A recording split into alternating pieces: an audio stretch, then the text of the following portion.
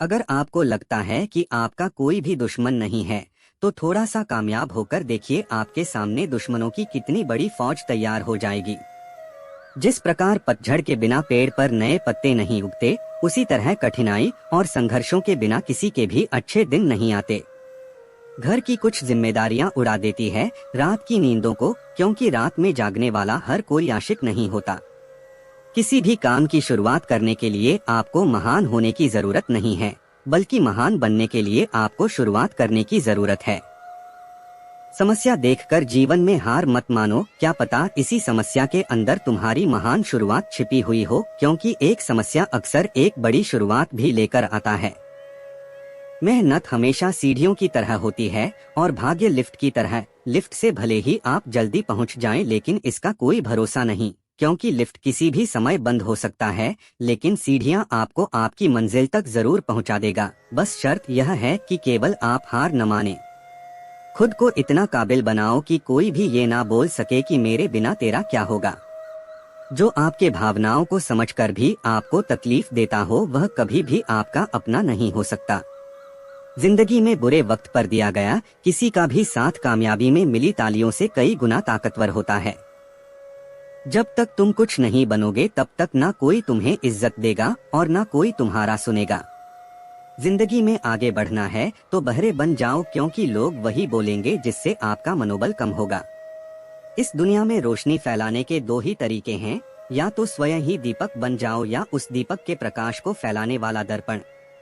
बीते हुए समय को भले ही भूल जाओ, लेकिन अपने बीते हुए कल की गलतियों से मिली शिक्षा को कभी मत भूलना। आप हमेशा इतने छोटे बनिए कि हर व्यक्ति आपके साथ बैठ सके, और आप इतने बड़े बनिए कि आप जब उठे तो कोई बैठा न रहे। अगर आपने सफर शुरू कर ही दिया है, तो बीच रास्ते से लौटने का कोई फायदा नहीं होगा, क्योंकि वापस आने में जितनी दूरी तय होगी, क्या पता मंजिल उससे भी पास हो। जमाने में वही लोग हम पर उंगली उठाते हैं जिनकी हमें छूने की औकात नहीं होती। जीवन में समस्याओं का सामना इसलिए करना पड़ता है ताकि हम उनसे लड़कर और भी मजबूती के साथ निखर कर आए। जिंदगी के हाथ नहीं होते, लेकिन कभी कभी वो ऐसा थप्पड़ मारती है जो पूरी उम्र याद रहता है। दुनिया में वे सबसे ज्यादा सहते हैं जो खुद पर से विश्वास खो देते हैं, यानी आपका आत्मविश्वास जितना मजबूत होगा, आपको सफलताएं की संभावना उतनी अधिक होगी, और यह जितना कमजोर होगा, सफलताएं की संभावना उतना कमजोर होगी। आपके इरादे आपके आत्मविश्वास पर निर्भर है। अगर आप दूसरों को प्रभावित करना चाहते हैं, तो आपको बोलने से ज्यादा सुनने की आदत डालनी चाहिए। इससे आप दूसरों की बात ज्यादा सुनेंगे और उन्हें समझने में भी आसानी होगी। दुनिया में दो प्रकार के लोग हैं, एक वो जो हर काम सोच समझकर और नियोजित तरीके से पूरा करते हैं, दूसरे वे जो अपने काम को पूरा करने के लिए किसी प्रकार की योजना नहीं बनाते हैं। ऐसे लोग हमेशा अव्यवस्थित रहते हैं, इसलिए कोई भी काम करने से पहले उसके बारे में पूरी तरह से विचार कर लें। जब तक व्यक्ति के मन में काम, गुस्सा, अहंकार और लालच भरे हुए होते हैं, तब तक एक ज्ञानी और मूर्ख व्यक्ति में कोई भेद नहीं रहता, दोनों एक जैसे ही हो जाते हैं। दूसरों की निंदा करके खुद की पीठ थपथपाने वाले लोग मतिहीन हैं। ऐसे मूर्ख लोगों के मुख पर एक दिन ऐसी कालिख लगेगी जो मरने तक साथ नहीं छोड़ेगी।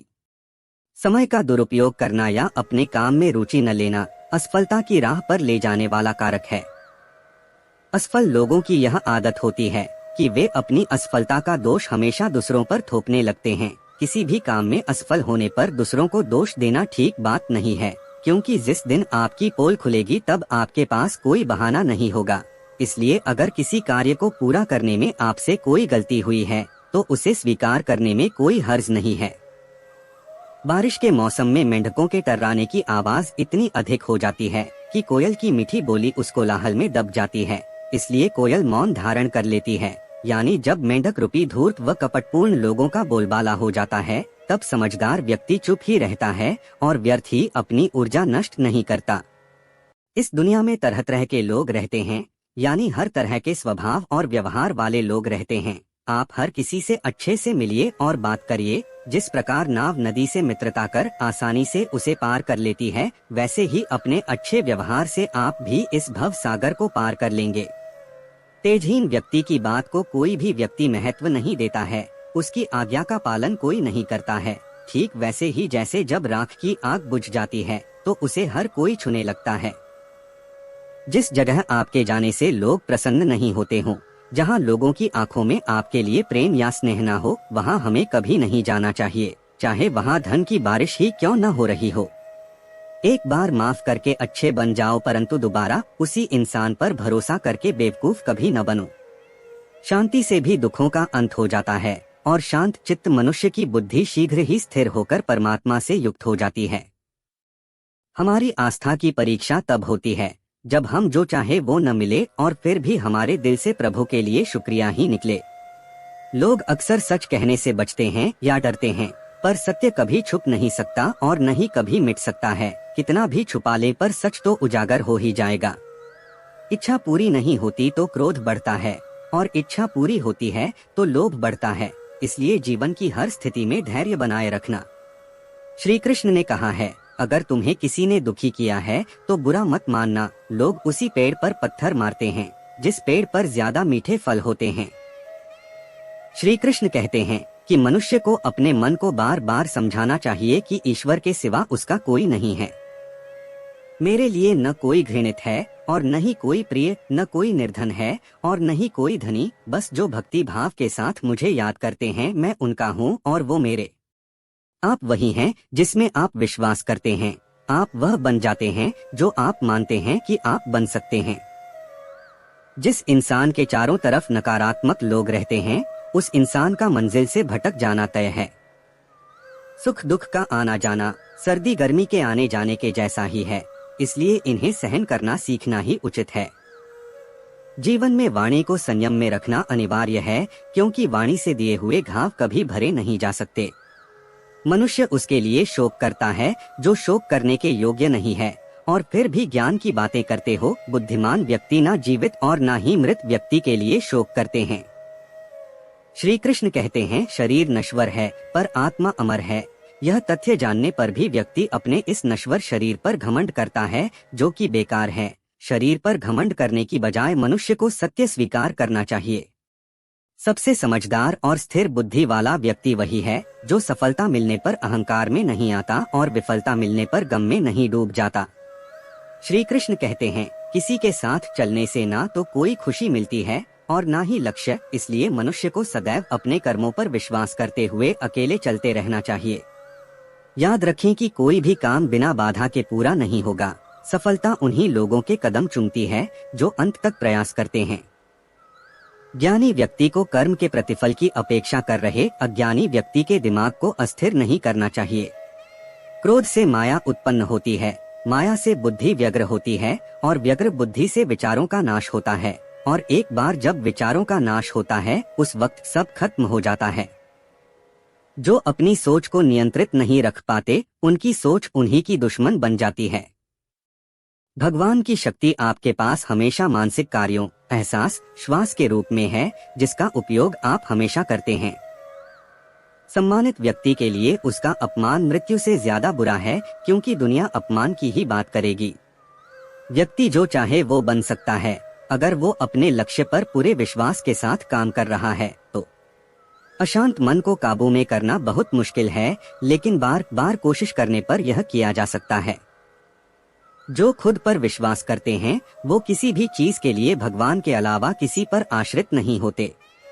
ऐसा कभी नहीं सोचना चाहिए कि आत्मा के लिए कुछ भी असंभव है।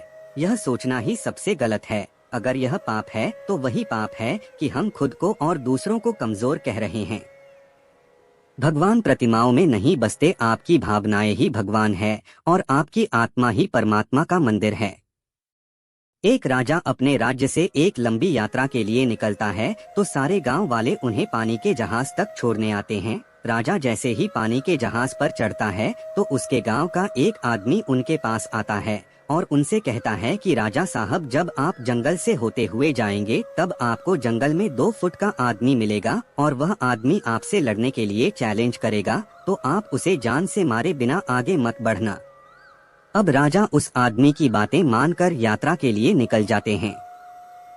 2 दिन बाद राजा जंगल में पहुंचते हैं। वो जैसे ही जंगल में पहुंचते हैं तो वह गांव का आदमी जो बोला था उन्हें 2 फुट का वह आदमी मिल जाता है और उसने राजा को लड़ने के लिए चैलेंज करता है। अब राजा उस 2 फुट आदमी से लड़ने के लिए तैयार हो गए और लड़ाई शुरू कर दी। थोड़ी ही देर में लड़ाई खत्म हुई और राजा जीत गया। लेकिन जब उसको जान से मारने की बारी आई तो राजा ने कहा, इस 2 फुट के आदमी को मारने में कैसी महानता। राजा ने उस 2 फुट आदमी को जिंदा छोड़कर आगे बढ़ गया। 2 दिन बीते, वह आदमी फिर राजा के सामने आया, लेकिन अब वह आदमी 4 फुट का था। उसने फिर से राजा को लड़ने के लिए चैलेंज किया। राजा ने चैलेंज एक्सेप्ट किया, लड़ाई खत्म हुई और राजा फिर जीत गया। लेकिन इस बार भी राजा ने उसे ये कहकर जिंदा छोड़ दिया कि इस आदमी को जान से मारने में कैसी महानता। 2 दिन बीते, वह आदमी फिर से राजा के सामने आया, लेकिन अब वह आदमी 6 फुट का हो गया था। उसने फिर से राजा को लड़ने के लिए चैलेंज किया। फिर लड़ाई शुरू हुई, फिर राजा जीत गया, लेकिन इस बार भी राजा ने उसे जिंदा छोड़ दिया। अब इसी तरह राजा उसे छोड़ता गया और वह आदमी हर बार 2-2 फुट बढ़ता गया। और एक दिन ऐसा आया कि वह आदमी राजा से भी बड़ा हो गया। उसने फिर से राजा को लड़ने के लिए चैलेंज किया, लेकिन इस बार राजा थोड़ा डर गया। लेकिन राजा फिर भी चैलेंज एक्सेप्ट किया। लड़ाई शुरू हुई, लेकिन इस बार राजा बहुत जख्मी हुआ। राजा का एक हाथ टूट गया, लेकिन राजा फिर भी उस आदमी को जैसे तैसे करके हरा दिया। लेकिन इस बार उसने इस आदमी को जिंदा नहीं छोड़ा, उसने उसे जान से मार दिया। दोस्तों, महानता किसमें है? जब उस राजा को यह बोला गया था कि जंगल में तुम्हें 2 फुट का आदमी मिलेगा जिसे जान से खत्म किए बिना आगे मत बढ़ना, फिर भी राजा ने उसे महानता दिखाते हुए उस आदमी को जिंदा छोड़ता गया, जो कि आगे उसे बहुत भारी पड़ा और अपना एक हाथ भी गंवाना पड़ा। आपके जिंदगी में कितनी भी छोटी से छोटी प्रॉब्लम आए, उसे खत्म किए बिना आगे मत बढ़ना, क्योंकि कल को वही छोटी प्रॉब्लम आपके सामने बहुत बड़ी बनकर आ जाएगी। और इन छोटी छोटी प्रॉब्लम को सॉल्व करने से आपको एक्सपीरियंस होता है और बाद में आपकी जिंदगी में कितनी भी बड़ी प्रॉब्लम क्यों ना आ जाए, आप उसे भी बड़े आराम से सॉल्व करके आगे बढ़ सकते हैं। दोस्तों, आज के वीडियो में बस इतना ही। मिलते हैं अगले वीडियो में, तब तक राधे राधे।